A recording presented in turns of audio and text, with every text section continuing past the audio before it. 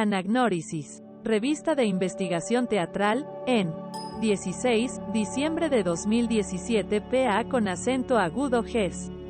147 a 171, ISSN, 2013 a 6986 www.anagnorisis.es. Clandestinidad, oficialidad y memoria. Planos y matices en las artes escénicas durante la última dictadura argentina. Lorena Bercero, Consejo Nacional de Investigaciones Científicas y Técnicas, Universidad de Buenos Aires, CONICETVA, lorenabercero@gmail.com. Palabras clave: dictadura, clandestinidad, oficialidad, memoria. Argentina. Resumen. En el marco de una investigación de amplio alcance centrada en la indagación en las memorias respecto de las prácticas artísticas de la escena durante la última dictadura argentina. El presente artículo se propone problematizar las ideas de clandestinidad y oficialidad. En términos generales, la sociedad ha pensado las agencias artísticas a partir de esquemas regidos por nociones como las de apagón cultural, isla, complicidad y colaboracionismo. Al poner en tensión esas ideas, surge la necesidad de volver a pensar la clandestinidad y la oficialidad, sus funciones y sus finalidades.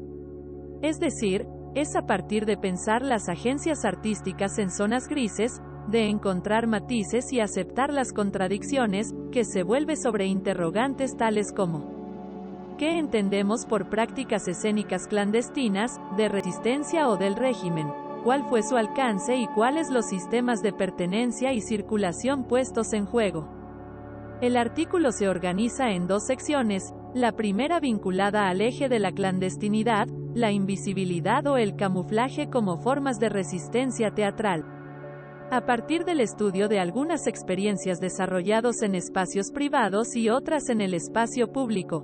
Y la segunda, se centra en el caso del Teatro Municipal General San Martín, único teatro oficial dependiente de la ciudad de Buenos Aires. En los últimos años, los estudios sobre las dictaduras militares en el Cono Sur y sus influencias en diferentes aspectos sociales urbanos, industriales, artísticos, culturales, económicos, de política local, etc., han cobrado vigor. Esta presentación forma parte de una investigación de amplio alcance en la que persigo el objetivo de volver a mirar el campo teatral bajo dictadura, a la luz de nuestro presente, y construir una cartografía de ese campo que intente responder a las preguntas que, como diría Hans R. Haus, 1976, se formulan nuestra época. En ese marco, me encuentro indagando en las memorias construidas respecto de las prácticas artísticas de la escena durante la última dictadura cívico-militar argentina, 1976 a 1983. Esta tarea impone la definición de herramientas metodológicas específicas, así como también, de nuevas categorías de análisis. Resulta, entonces, indispensable plantear y problematizar ciertas nociones que emergen tanto de testimonios o de archivos, como de la reflexión conceptual. Las memorias sobre lo clandestino y lo oficial en el teatro desarrollado durante la última dictadura han sufrido algunas transformaciones a lo largo de estas décadas.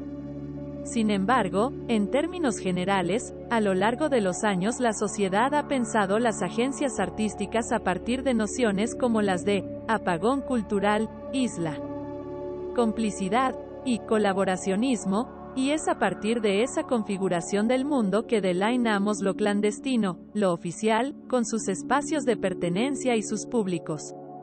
Al poner en tensión esas ideas, emerge la necesidad de repensar la clandestinidad y la oficialidad, a partir del análisis de las prácticas artísticas, activistas, y de resistencia, de la época, generadas en los espacios culturales o de otro tipo, clandestinos o públicos, así como también, de las producciones culturales impulsadas desde los espacios oficiales. Es decir, es a partir de pensar las agencias artísticas en zonas grises, de encontrar matices y aceptar las contradicciones, que podremos volver a pensar los alcances de lo clandestino y lo oficial del teatro bajo dictadura, y de las memorias al respecto. Estas nociones forman parte del imaginario y han sido configuradas a partir de una trama de narrativa sobre la última dictadura que involucran testimonios y archivos de la época. Como voces y trabajos desde el exilio, crónicas periodísticas en sus dichos, y en sus no dichos, archivos oficiales, etc., y las memorias posteriores de quienes vivieron el exilio o el incilio. Documentos recientemente desclasificados, etc. Todos estos elementos forman parte de los archivos y testimonios, que son fuente de este trabajo. Esta presentación forma parte de una investigación en proceso, por lo que plantearé una aproximación a estas cuestiones sin pretender arribar a conclusiones definitivas. Y experiencias teatrales de resistencia al régimen, clandestinidad, invisibilidad y camuflaje. Partimos de la idea de que durante el último régimen dictatorial en Argentina fue preciso ocultar algunas experiencias artísticas debido a motivos políticos pero también estéticos. Aquellas formas que tuvieran que ver con experimentaciones estéticas vinculadas, por ejemplo, a exploraciones o exhibición del cuerpo eran censuradas. Ahora bien, el interrogante que me planteo tiene que ver con dilucidar la situación de clandestinidad, de una cantidad de prácticas esencias que no encontraban lugar entre los preceptos de la dictadura y que, mayoritariamente tampoco respondían los cánones estéticos del momento. Se trata de prácticas colectivas de intervención estético-política que hasta el momento han permanecido invisibilizadas y que están siendo reconstruidas. La relación entre visibilidad y clandestinidad aparece a priori como contradictoria. La doxa nos ha transmitido que se desarrollará clandestinamente aquello que contraría la norma. Existen, sin embargo, muchas formas de invisibilizar una práctica artística: esconderla, camuflarla, trasvestirla, disfrazarla, etc. Pero también es posible invisibilizar un hecho artístico haciendo ostentación del mismo al modo de la carta robada de Edgar Allan Poe. Para poner en tensión los sentidos de esta relación entre clandestinidad e invisibilidad formulo algunos interrogantes. ¿Es posible pensar en una equivalencia entre las ideas de clandestinidad e invisibilidad? ¿Lo clandestino es necesariamente invisible en dictadura? ¿Invisible para quiénes? ¿Cuáles son las formas de clandestinidad en el teatro durante la última dictadura en Argentina? ¿Cómo son las relaciones visible, invisible, secreto, difusión del hecho teatral? En un artículo anterior, Versero, 2016, he presentado la reconstrucción de algunas experiencias teatrales de intervención desarrolladas durante la última dictadura a partir de una perspectiva analítica que ponía en primer plano el estudio de los usos y funciones asignados a los espacios, profundizando en dos de las tácticas que se han puesto en marcha desde el campo teatral para evitar la censura y evadir la persecución: ocultarse en lugares públicos y realizar hechos esencios en espacios privados. Versero, 2016b. En ese sentido, la variable espacial es, probablemente, uno de los ejes que permitan observar algunas formas en las que se manejaron las relaciones entre visibilidad, invisibilidad y clandestinidad.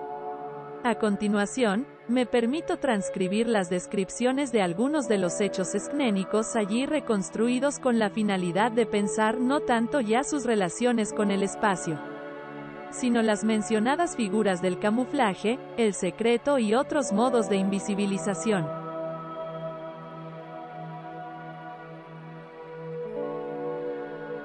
Y 1. Clandestinidad y secreto. El espacio privado. Compañía Argentina de Mimo, CAM, Periberta, 1979. Ángel Elizondo dirigió la Escuela Argentina de Mimo y la Compañía Argentina de Mimo, con quienes realizó algunos trabajos solo para invitados.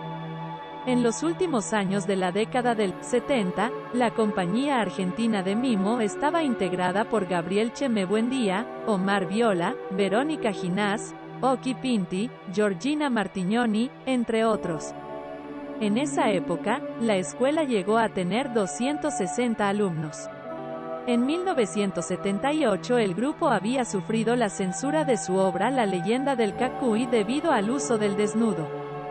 Con ese antecedente, al año siguiente estrenaron el espectáculo Periverta en el espacio que funcionaba como escuela. Adoptando una serie de tácticas para evadir la censura, hicieron funciones durante 1979 y 1980. Con esa motivación, pero también como experiencia estética, esta obra pone de manifiesto algunos juegos entre visibilización e invisibilización. El título con el que se empezó a trabajar esta obra, según propuesta de Elizondo, fue Experiencias en Libertad. Tras sugerencias del grupo, redujeron el título a Exper Liber, pero el riesgo de ser censurados por la transparencia de los términos continuaba. Entonces, combinando esos dos lexemas, crearon una palabra, que es un nombre de mujer, y que contiene los significados y significantes anteriores, Periverta.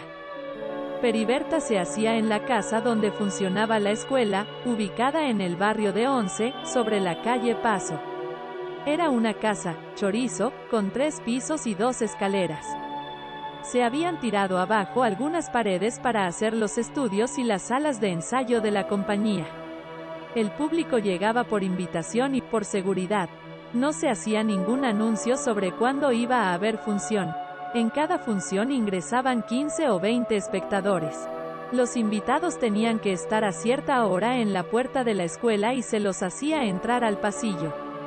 La obra consistía en hacer un recorrido por toda la casa, que terminaba con todos comiendo choripán, sándwich de chorizo a la parrilla, en la terraza. Chamé y Oki Pinti hacían el número, Los fanáticos del tablón, con el que se recorría toda la casa. Se trataba de 2 hombres que llevaban un tablón de construcción, se trepaban, bajaban, pasaban de un lado a otro, subían por una terraza, etc. Y así guiaban al público a través de los distintos espacios de la casa. Entre las escenas con las que se encontraba el público, se encuentran las siguientes. En la parte alta de una piecita se proyectaba un video en el que Jorge Luis Borges hablaba sobre la pornografía y se pasaban imágenes pornográficas. Luego de esa pequeña habitación se llegaba al baño. Una chica entraba al baño y hacía sus necesidades, sin que el público pudiera verla. Otra de las escenas se desarrollaba en uno de los estudios de la escuela. Consistía en que un hombre gordo perseguía a una chica muy guapa, comenzaban a tener relaciones sexuales, se abría la ventana que daba a la calle y, en el edificio de enfrente, aparecía Superman. En la terraza del edificio de enfrente, entonces, se encontraba uno de los integrantes del grupo vestido de Superman, iluminado con seguidores. Recordemos que en 1979 el superhéroe estaba en pleno auge. En otro de los estudios, entraba Clark Kent y defecaba en un inodoro. Luego, se abría la ventana, salía Clark Kent y, en simultáneo, aparecía Superman volando por arriba de las casas. El grupo había construido una estructura de iluminación sobre las terrazas de enfrente para crear la ilusión de que Superman volaba. Esta ilusión se generaba solo a partir de elementos mímicos y de iluminación.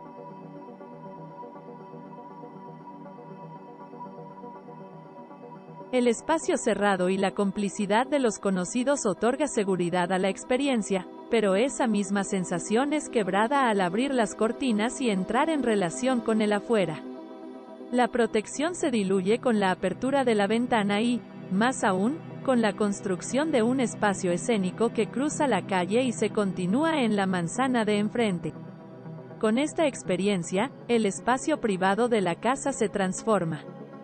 En la casa tiene lugar un secreto compartido, pero al ingresar elementos del orden de lo público en el espacio privado, todo se carga de un plus de complicidad. Como hemos apuntado anteriormente, versero, 2016, cuando la experiencia estética acaba, ese espacio privado es ya otro, es más privado.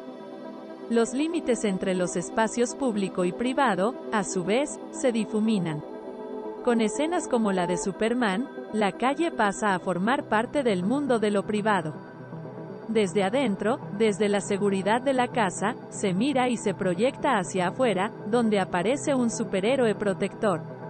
La aparición del superhéroe en este contexto se carga, así, de significados adicionales. Es ironía sobre la protección, pero también es provocación al orden exterior. La mirada desde la casa habita ese afuera, y las miradas del afuera pueden penetrar en la intimidad del secreto que está transcurriendo en el interior.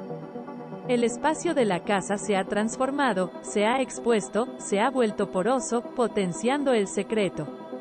La seguridad de la casa a la que se apeló con la propuesta se pone en riesgo y esto es una decisión política y estética. Es, tal vez, lo inverosímil de la situación, la reminiscencia a lo lúdico, lo que vuelve seguro ese espacio exterior apéndice de la casa. Taller de Investigaciones Teatrales, TIT, Escuela de Mimo Contemporáneo, EMC. La Fiesta, 1977. El TIT, por su parte, ofreció varios de sus montajes en casonas que alquilaba específicamente para los ensayos y sus experiencias con público, y en muchas ocasiones la difusión fue boca a boca. El TIT realizaba un trabajo no mimético, físico, experimental y, tal como ocurría con la Compañía Argentina de Mimo, indudablemente, resultaba necesario camuflarse para poder llevarlo a cabo. Al riesgo que implicaba realizar experimentación formal con centralidad en las relaciones entre los cuerpos. El TIT sumaba el riesgo que implicaba la participación política de sus miembros en el PST, Partido Socialista de los Trabajadores, que estaba clandestino desde 1975.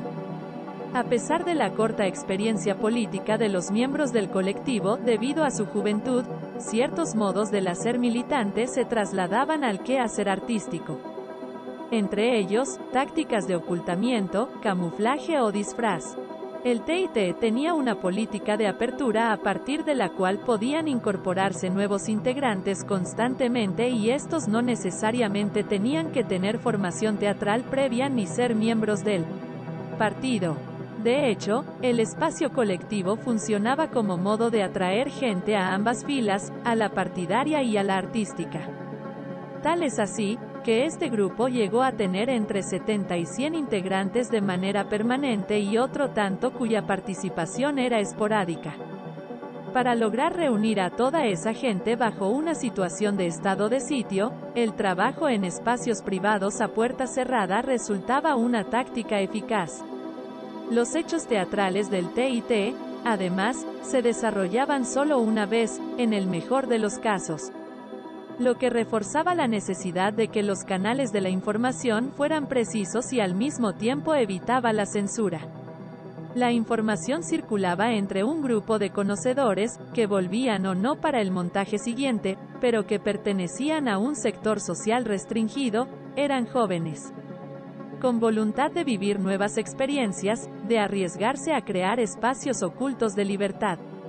A lo largo de su existencia, el GRU 58 transitó por diferentes espacios, que eran alquilados por hora como salas de ensayo.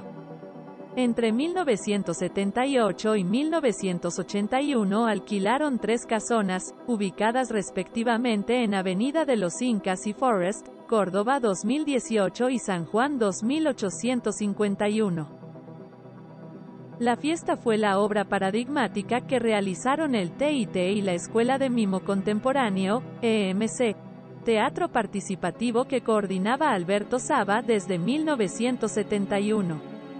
Hicieron una primera experiencia como entrenamiento a mediados de 1977 en una casa ubicada en la calle Bulnes casi esquina Santa Fe, a la que los asistentes llegaban por invitación. Luego se dieron 3 ediciones durante el mismo año de 1977.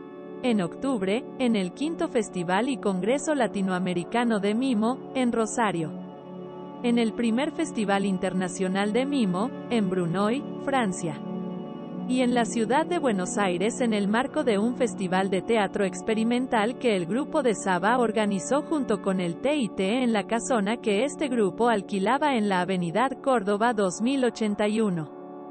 Como objetivo final de las búsquedas estético-políticas de mimo teatro participativo que coordinaba Saba, se encuentra la abolición de las formas representativas y en la fiesta eso se consigue. En las propuestas que logran llegar a ese lugar no representacional, no hay una diégesis sino que la acción transcurre de acuerdo con una serie de pautas predeterminadas, con un cierto grado de incertidumbre, que está dado por la libre participación de todos los presentes. Todos los espectadores, entonces, se convierten en actores en todo momento. En tanto están viviendo la experiencia, están actuando. Por otra parte, no existe la idea de personaje, sino la de rol. En función de los actores, compones un juego dramático. No hay personajes, cada uno se comporta de acuerdo a donde se siente mejor, reprimiendo, haciendo jugar. Hacemos roles, cada uno de nosotros cumple determinados roles.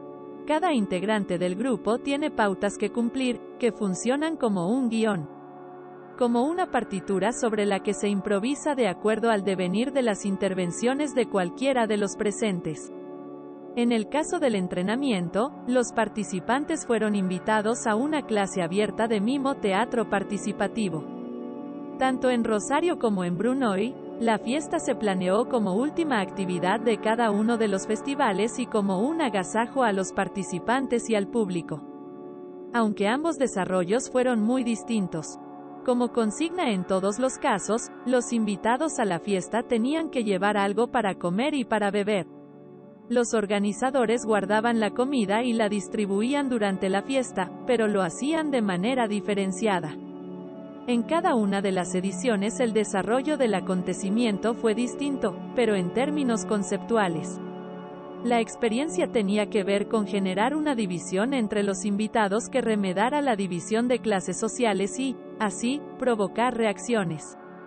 La remisión a las diferencias de clases sociales es frecuentemente puesta en práctica en los trabajos coordinados por Saba y se concreta de distintas maneras.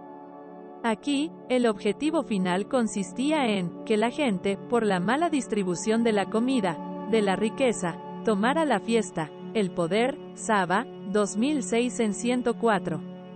Entre las acciones desarrolladas por los grupos para generar reacciones entre los presentes, se encontraban demoras en servir la comida, distinciones entre lo que se servía a unos grupos y a otros, ofrecer comida salada y no dar de beber. Esto provocó agresiones, como que les tiraran con comida, o que hicieran carteles con leyendas como comida o muerte, entre otras reacciones. Como he apuntado anteriormente, en esta experiencia convergen dos de las tácticas que he detectado mediante las cuales se evadía la censura y la persecución: el trabajo en espacios cerrados y la abolición de la representación. Podemos pensar que si la primera se vincula con la clandestinidad a través del ocultamiento, la segunda lo hace a través del camuflaje, además de que es en una herramienta estético-política mediante la cual se proponían crear conciencia entre el público. Es posible afirmar, entonces, que el ocultamiento y el camuflaje insertan a estas experiencias en el terreno de la clandestinidad. Y, aún más, es posible pensar todas esas tácticas como formas de secreto. En el caso de Periberta es factible prever la posibilidad de que sufriera censura debido a las relaciones con el cuerpo en base en la mencionada censura que la obra La leyenda del Cacuy, 1978, del mismo grupo había sufrido el año anterior. Por lo que el juego con secretear y provocar se vuelve atractivo. En el caso de la fiesta, la abolición de la representación es ya un modo de secreto. De hecho, se cuenta que en una de las experiencias en las casas tocaron el timbre y era la policía, que había sido advertida por ruidos molestos. Y estaban dándole explicaciones cuando descubrieron que era una falsa policía. Se trataba de un doblez más en el juego. En este sentido, lo lúdico aparece en primer plano en todas estas acciones. Y el juego con el secreto es un motivo fuerte en la búsqueda de libertades, en la reminiscencia a la infancia, al tiempo en el que la libertad es un bien preciado. Por otro lado, ¿qué tipo de clandestinidad opera en los festivales.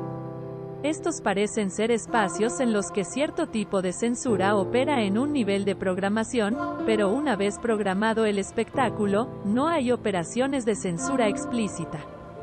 Estos festivales parecen desarrollarse en márgenes de permisibilidad que no ponen en riesgo al poder, sino que, por el contrario, operan como vidriera de lo permitido desde las políticas culturales oficiales, que también juega con lo visible y lo invisible a la hora de ejercer el poder. Y 2. Clandestinidad y camuflaje, el espacio público. El grupo de la EMC realizó decenas de trabajos en espacios públicos durante la última dictadura, pero en general lo hacían como entrenamiento o investigación. Solo en contadas ocasiones hicieron realizaciones programadas.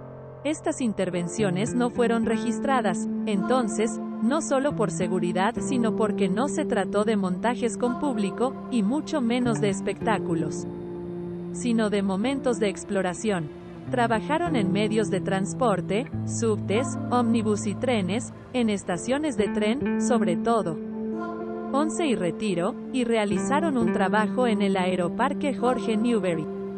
También intervinieron plazas de la República, 1 de Mayo, Plaza Miserere, Congreso, entre otras barriales, como Plaza Flores, Calles, Corrientes, Florida y Avenida de Mayo, entre otras. Y facultades, Medicina, Ciencias Económicas y Ciencias Sociales de la Universidad de Buenos Aires. Hicieron algunos trabajos en hospitales públicos, Hospital de Clínicas y Ramos Mejía, y retomaron el estadio.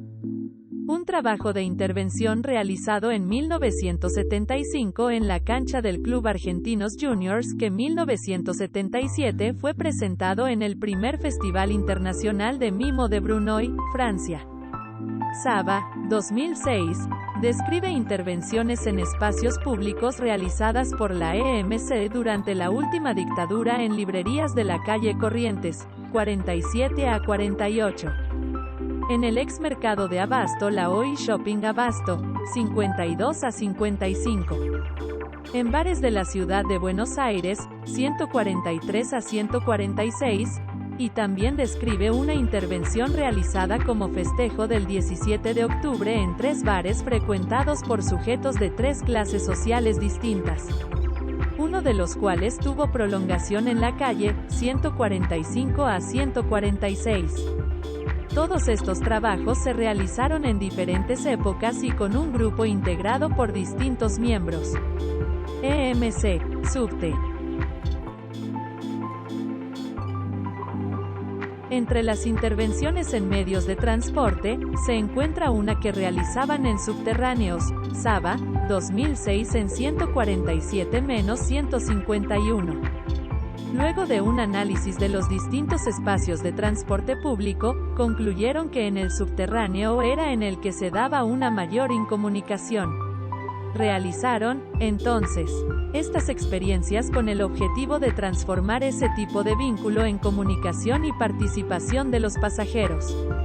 En la línea A de subterráneos, la intervención se desarrollaba de la siguiente manera. En la estación Florida subía un grupo y, entre ellos, una mujer vestida de novia que repartía flores de su ramo a los pasajeros. A lo largo del trayecto hacia la siguiente estación, Uruguay, se generaba la expectativa por la aparición del novio. En Uruguay, en medio de un bullicio proveniente del andén, el novio subía por la puerta delantera del vagón acompañado por un grupo de personas. La novia se encontraba en el otro extremo del vagón, por lo que ambos corrían para besarse en el centro. Se producía un festejo, les tiraban arroz y papelitos, un fotógrafo les sacaba fotos.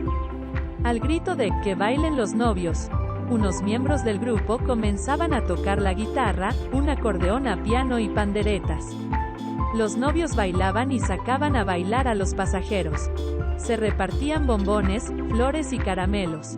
La mayoría de los pasajeros se integraba a la fiesta. El grupo bajaba del subterráneo en la última estación, festejando hasta salir a la calle.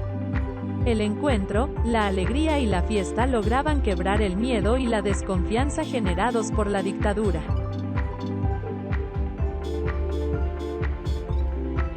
EMC, Mundial, 78, 1978.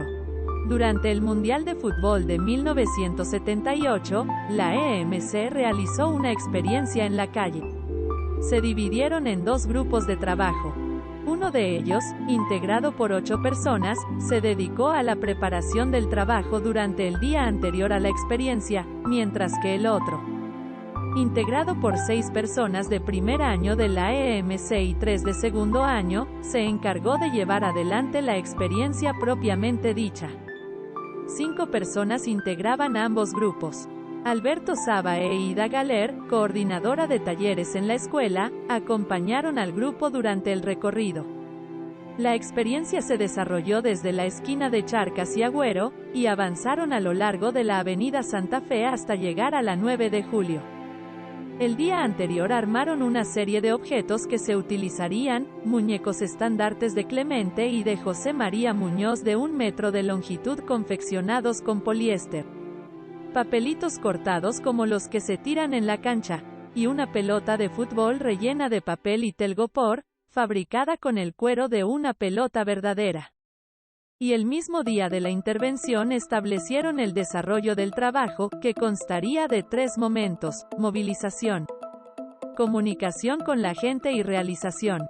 Este último momento se basaba en la improvisación sobre ciertas pautas. Se intentó crear 2 bandos rivales, identificados cada uno con los personajes de Clemente y de Muñoz, que representaban 2 imaginarios sociales respecto del Mundial. Clemente es un dibujo que salía en medios gráficos y agitaba a tirar papelitos en la cancha como festejo, representando lo popular. Mientras que Muñoz fue un famoso relator de fútbol asociado a la construcción de una imagen de Argentina ligada al orden establecido por el poder de facto, y se lo retrató a través de la idea de que los papelitos ensuciaban la cancha dando una imagen negativa ante mundo. El grupo planeó que se repartirían papeles identificativos de cada bando y se corearían estribillos intentando lograr la participación activa de la gente. La experiencia comenzó saliendo de la Escuela de Teatro y Danza situada en la calle Charcas casi esquina Agüero, donde la EMC funcionó entre 1978 a 1979. Se dirigieron hacia la avenida Santa Fe, moviendo los estandartes de Clemente y de Muñoz, jugando con los ocupantes de los autos, estimulándolos a que aclamaran a los personajes. Se logró que algunos autos llevaran sobre sus capets a los integrantes del grupo que cargaban los estandartes.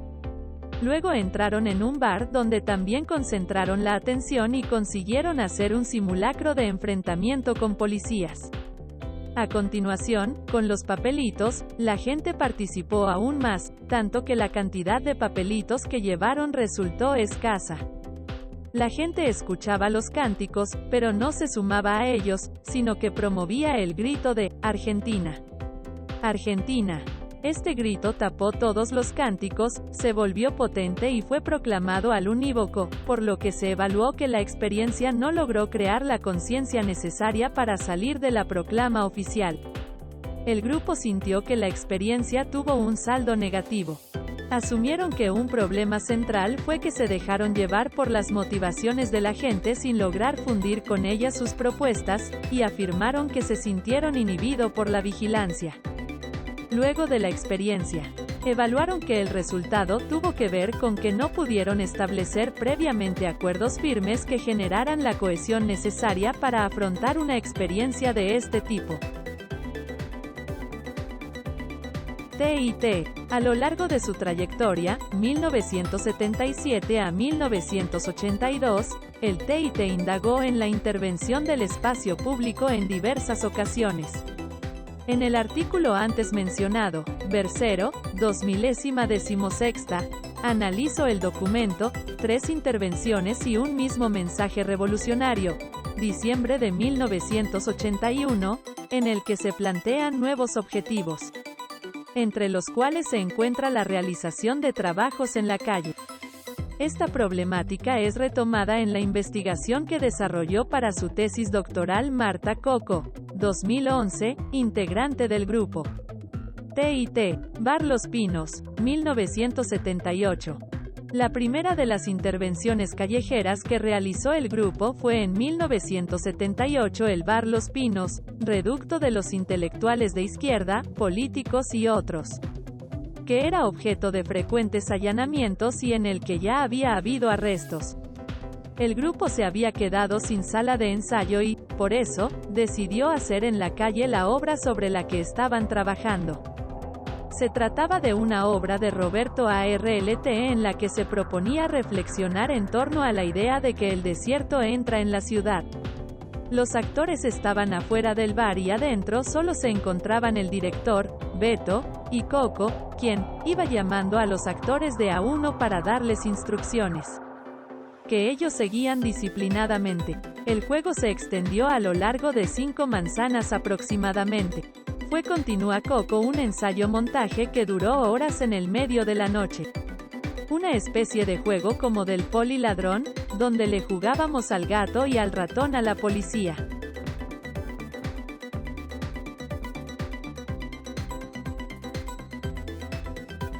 TIT, República de los Niños, 1980.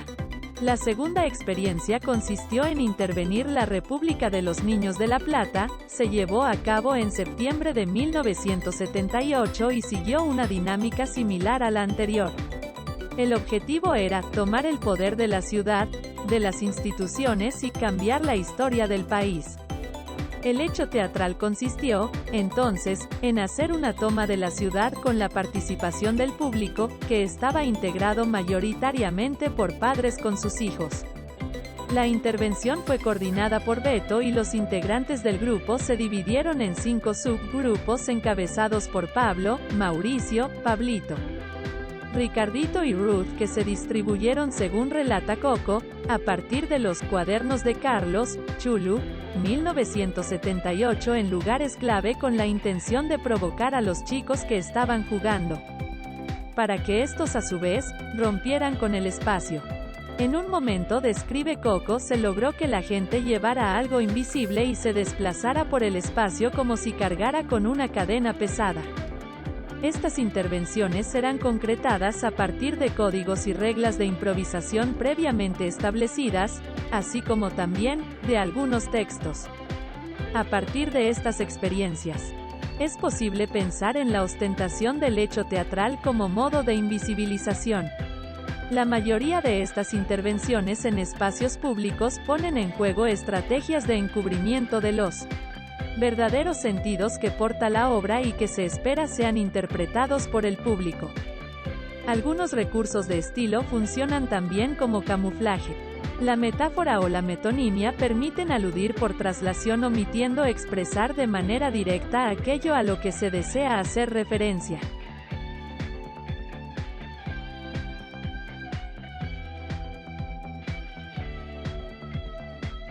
(2) El Teatro Municipal General San Martín.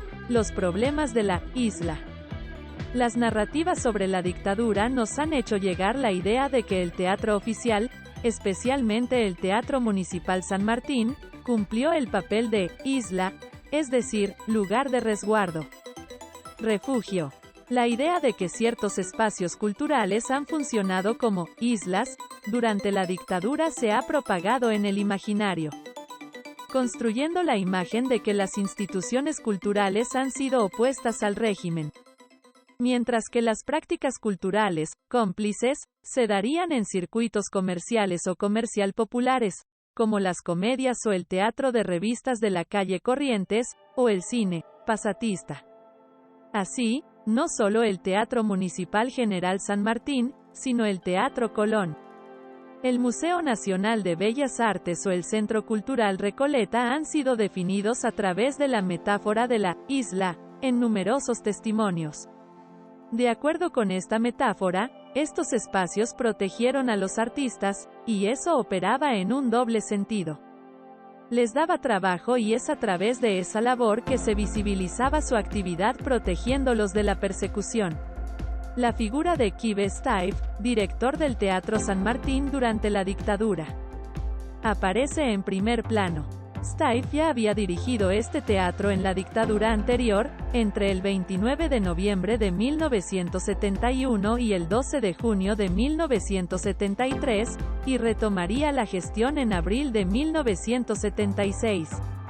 Continuando al frente del TMGSM hasta 1989. ¿Es posible decir que su trabajo fue colaboracionista con el gobierno de facto? Y, en el sentido contrario, ¿es posible decir que fue gracias a su labor que se protegió a una cantidad de artistas? La idea de isla se vincula con la de autonomía del arte. Sin embargo, esta idea de arte como evasión no solo es problemática sino contradictoria, y se esgrime a través de un razonamiento como el siguiente. Las instituciones habrían desarrollado un arte autónomo de la serie socialpolítica como manera de protegerse de la violencia del Estado. En un seminario que Esteban Buch dictó en Buenos Aires en 2013, se refirió a esta relación entre la idea de isla y de autonomía del arte. Y explicó con mucha claridad cómo este último es un concepto escurridizo. La autonomía es una propiedad de las prácticas estéticas. Es algo ideológico que se lleva con uno al realizar o experimentar esas prácticas. Es decir, es posible pensar que la experiencia estética es autónoma. Si las instituciones islas despliegan una programación que tiene por finalidad proteger de la vigilancia, de la persecución, de la censura y de las listas negras. Entre las demás formas de violencia aún más cruentas, la idea de autonomía cae y pasa a ser una condición para pensar las relaciones, las tensiones entre el arte y el poder. Es decir, siguiendo a Adorno, la imposibilidad de la autonomía del arte. Por otra parte, en esas mismas clases, Buch ha compartido sus reflexiones sobre la isla como metáfora. Establecer esa imagen supone que todo lo que no cabe en esa isla es océano de horror. Sin embargo, las vidas continuaban en ese océano desarrollando diferentes posibilidades de crear fisuras. En ese sentido, la imagen del apagón cultural, que ha resultado funcional no solo a los militares y a la derecha, sino también a sectores de izquierda, ha comenzado a fracturarse al pensar en experiencias como las de teatro abierto, y se ha roto por completo a partir de la reconstrucción de prácticas disidentes, de resistencia o activistas que permanecían invisibilizadas y que demuestran las fisuras del régimen. Por otra parte, si existieron todas las mencionadas islas instituciones, sería posible hablar de archipiélago, puesto que cada una contaba con sus propias normas de funcionamiento, su diversa dependencia de las fuerzas y su diferente capacidad de maniobra. La idea de isla como unidad, entonces, se rompe no solo en su carácter metafórico, sino también material. Si estas instituciones no fueron una isla, ¿qué lugar ocuparon en la producción cultural? En su Historia del teatro en Buenos Aires, Osvaldo Pelletieri estudia el perfil del Teatro Municipal General San Martín, 2001. 199 a 202, y define que es posible hablar de un sistema teatral de Kiev Steiff, por cuanto concretó textos espectaculares modelo, que durante 15 años produjeron otros textos en el teatro que se realizaba en Buenos Aires, 2001. A partir de esta y otras aclaraciones, es posible comprender algunos vínculos entre el teatro oficial y el teatro de arte, o independiente, en el sentido del teatro independiente clásico. En 1976, Steiff concretó un elenco estable que incluía a la mayoría de los actores que habían trabajado en el TMGSM durante su gestión anterior, entre 1971 a 1973, cuya formación aseguraría una profesional estilización del realismo, con la capacidad de apelar al decoro interpretativo, y una tendencia al tono medio, necesarios para poner en escena teatro de repertorio. Durante los años de la última dictadura, el elenco estuvo integrado, entre otros, por Alfonso de Gracia, Alicia Verdagsager, Graciela Araujo, Elena Tacisto, Juana Hidalgo, Roberto Mosca, Walter Santa Anna, Alberto Segado, Osvaldo Bonet, Óscar Martínez, Alicia Zanca. Es consecuente en su labro la concreción de una programación que considera el hecho teatral como un acto serio, didáctico, que cultiva el cosmopolitismo y la modernización. En 1979, en una nota publicada en Convicción, 1609, Staiff expone los objetivos del teatro de repertorio puesto en marcha en el San Martín. Por un lado, la preservación, y por el otro, la posibilidad de investigar, de mejorar, de rehacer, de volver sobre un trabajo hecho. Esto se debe a que un teatro de repertorio no lo puede mover simplemente el éxito. Tener un teatro de repertorio es bastante difícil en una sociedad como la Argentina, que no tiene una tradición en esa materia. Yo atribuyo ese fenómeno a la falta de hábito y a que nuestro público se mueve por esos estímulos exitistas del espectáculo argentino en general. No creo que un espectáculo tenga que perderse cuando el presunto interés del público disminuye.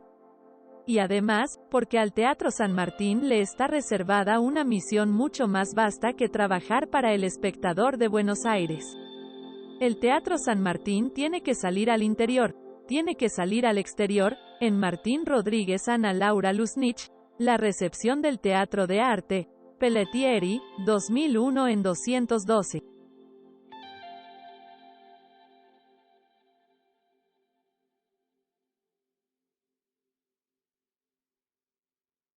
El elenco estable no dependía del teatro, es decir, sus integrantes no formaban parte de una planta del teatro como empleados efectivos tal como ha ocurrido en algunos momentos con la Comedia Nacional o con el elenco del Teatro Nacional Cervantes, sino que cada integrante tenía un contrato que se renovaba anualmente, y cuando el director lo decidía, podía prescindir de la contratación tal como pasó con Stella Molly, que integró varias puestas en escena, pero en 1981 dejó de formar parte del elenco. Según el rastreo realizado hasta este momento de la investigación, los integrantes de este elenco no tenían militancia artística ni política previa. Algunos de ellos podían haber integrado elencos independientes que llevaron adelante puestas artreanas como modo de compromiso. Es decir, la idea de que el San Martín ha funcionado como protección para artistas parece adecuarse más a una construcción mítica que a la realidad. Una mirada sobre la programación nos lleva a una conclusión de ese tipo. Durante la última dictadura se ofrecen clásicos del teatro universal, básicamente griego o europeo, y obras ya consagradas del pasado nacional. Durante la última dictadura, como actividad disidente, podría contarse con el anuncio del estreno de Ana Cruza para 1981, el grupo musical de Castiñeira de Dios, Hijo, que después no le dejaron poner a Quive. Carlos Foz, subdirector del Centro de Documentación de Teatro y Danza del Complejo San Martín, entrevista personal, 18 de julio de 2017.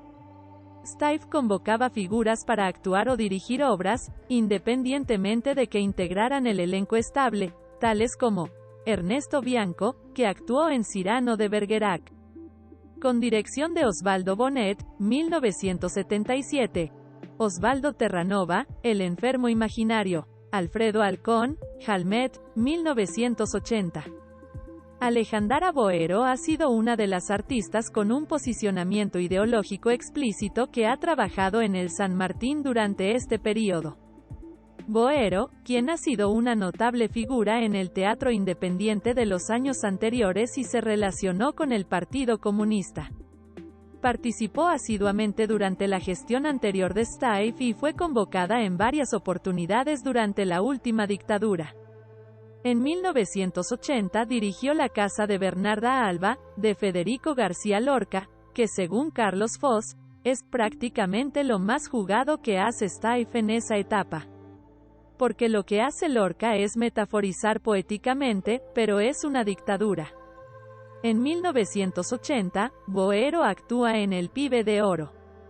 Al mismo tiempo, se pone Casa de Puertas, una versión de danza moderna de Anna Ittelman, quien ha desplegado un posicionamiento ideológico progresista, pero no tenía militancia política.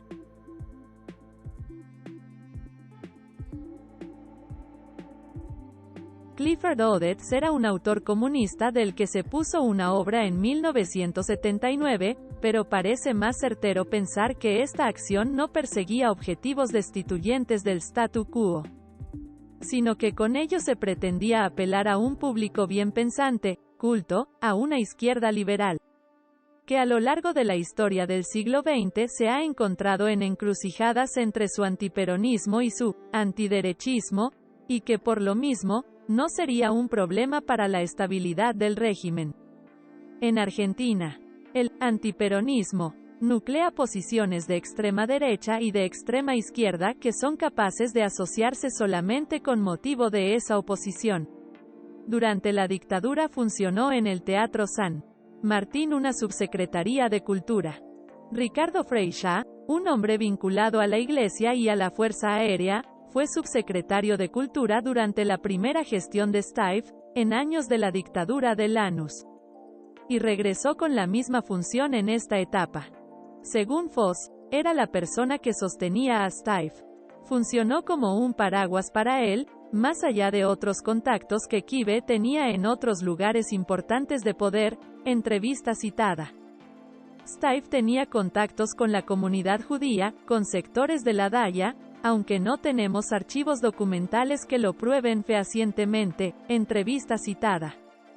Los programas posteriores del TMGSM tienen el apoyo del Banco Mayo como sponsor, y Steiff aparece como director de la Fundación Banco Patricios, que era de la AMIA.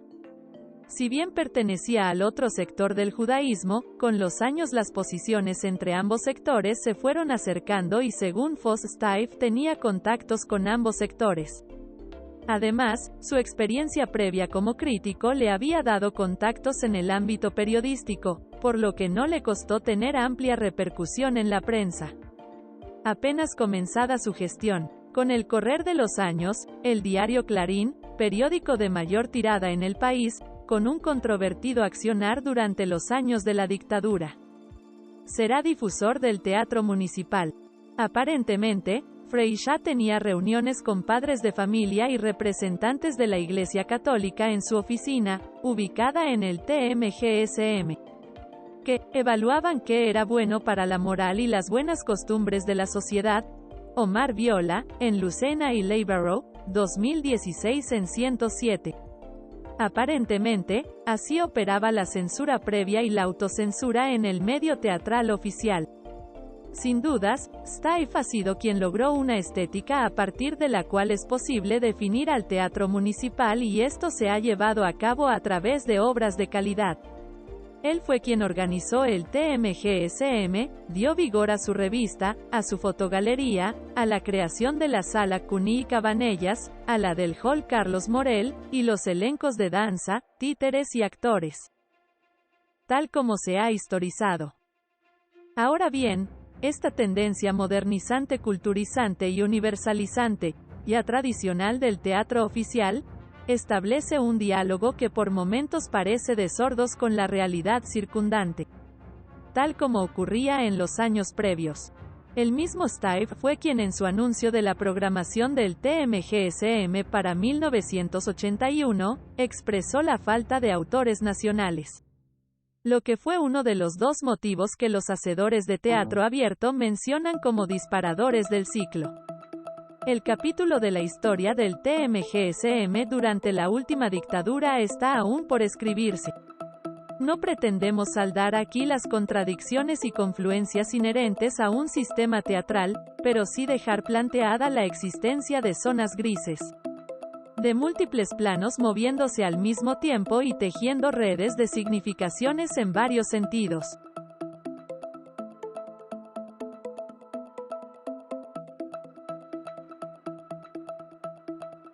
3. Conclusiones. ¿Hubo un teatro clandestino? ¿Hubo un teatro de la resistencia? ¿Hubo un teatro del régimen? Hasta el momento, encontramos respuestas negativas para todos estos interrogantes.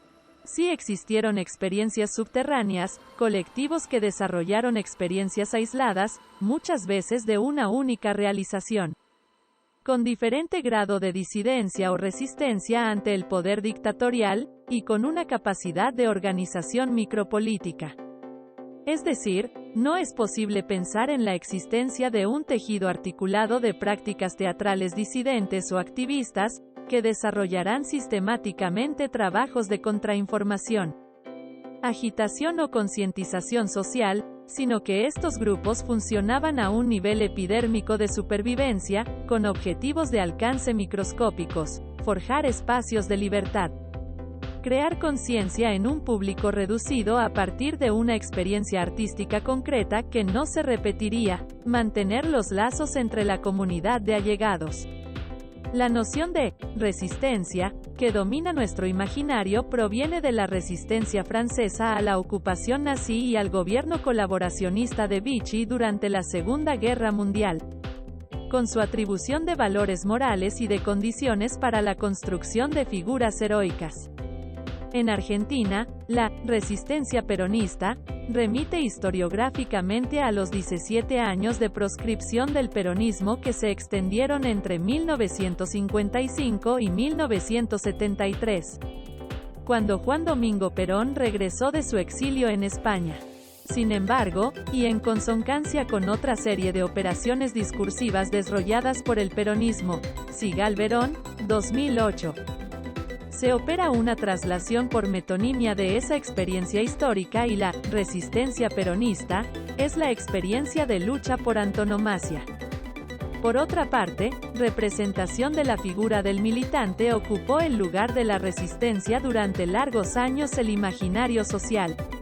Sin embargo, también es posible pensar otras formas de resistencia en la época, como por ejemplo, usos del cuerpo como modo de resistencia a normativas exogenéricas o posiciones de otras minorías también emergentes entre las décadas del 60 y del 80, e incluso es posible pensar en la resistencia al modelo de la militancia armada en los mismos años 70. En suma, la idea de resistencia, como una unidad igual a órdenes muy diversos y extrapola experiencias de un contexto a otro limitando las posibilidades analíticas. Para evitar dicha limitación, prefiero pensar que esas experiencias operan como fisuras, como espacios de riesgo, como formas alternativas de vivir el cuerpo y de habitar lo político. Y que esas resistencias encuentran canales que permiten desarrollar las experiencias culturales políticas, entre los cuales, detecto algunos modos de clandestinización, como el ocultamiento, el camuflaje y el secreto.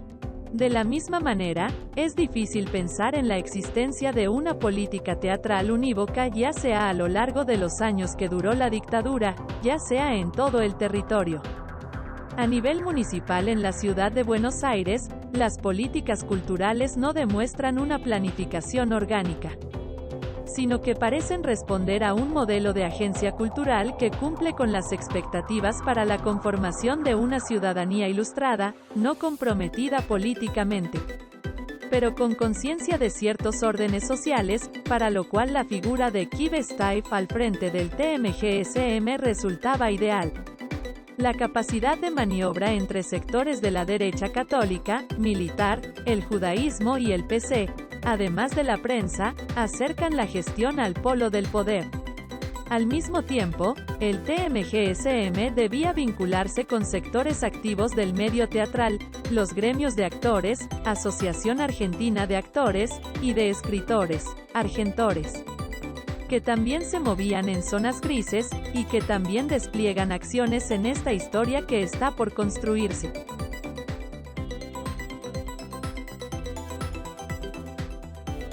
Bibliografía JAUSS, Hans Robert. La literatura como provocación, 1967, Barcelona, Península, 1976. Lucena, Daniela y Gisela Leibaro, Coms. Modo mata moda. Arte, cuerpo y micro, política en los 80. La Plata, Edul, 2016. PELLETTIERI, Osvaldo, Dir. Historia del teatro argentino en Buenos Aires. Volume V. El teatro actual, 1976 a 1998, Buenos Aires, Galerna, 2001. Una historia interrumpida. Teatro argentino moderno, 1949 a 1976. Buenos Aires, Galerna, 1997. Saba, Alberto. Desde el mimo contemporáneo al teatro participativo. La evolución de una idea.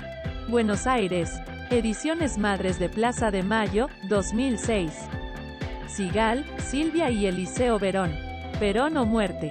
Los fundamentos discursivos del fenómeno peronista, 2003, Buenos Aires, Eudeva, 2008. VERZERO, Lorena. Prácticas teatrales bajo dictadura. Transformaciones, límites y porosidades de los espacios, en Cuadernos de Música, Artes Visuales y Artes Escénicas, Pontificia Universidad Javeriana de Bogotá. Colombia, Volume 11, N grado 2, diciembre 2016, 87 a 109. Versión digital disponible en http://diagonal-revistas.javeriana.edu.co/index.php/view/13526. Fecha de consulta, 28 de marzo de 2017. Entre la clandestinidad y la ostentación. Estrategias del activismo teatral bajo dictadura en Argentina. En Remedi, Gustavo, ed. 2016b. El teatro fuera de los teatros. Reflexiones críticas desde el archipiélago teatral, Universidad de la República, Montevideo. 87104. Teatro militante. Radicalización artística y política en los años 70. Buenos Aires, Biblos, 2013.